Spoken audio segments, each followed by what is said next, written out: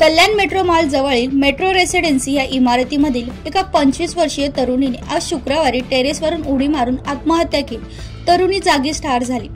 कल्याणी जहासे या आत्महत्याग्रस्त मयत तरुणीचे नाव असून दिल्लीतील एका प्रतिष्ठित कंपनीत ती कार्यरत होती।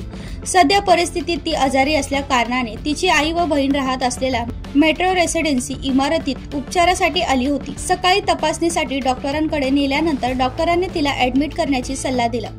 त्यानंतर मात्र ती तरुणी परस्पर घरी येऊन दरवाजा बंद असल्या कारणाने टेरेसवरती जाऊन आत्महत्या केल्याची प्राथमिक माहिती समोर येत आहे। कोळशेवाडी पोलीस पुढील तपास करीत आहेत। या घटनेनंतर मात्र इमारतीतील कम्युनिटीवर प्रश्न निर्माण होत असल्याचं समोर येत आहे। जर या इमारतीत टेरेस गच्चीला कुलूप असते तर या 25 वर्षीय तरुणीची आत्महत्या टाळता आली असती असे, परंतु या टेरेसचे कुलूप उघडे का होते याबाबत माहिती देताना टेरेसचे सोलर सिस्टमचे काम सुरू असल्याने टेरेस उघडे होते अशी माहिती रहिवाशांकडून मिळत आहे। ब्युरो रिपोर्ट, जनशक्ती, कल्याण।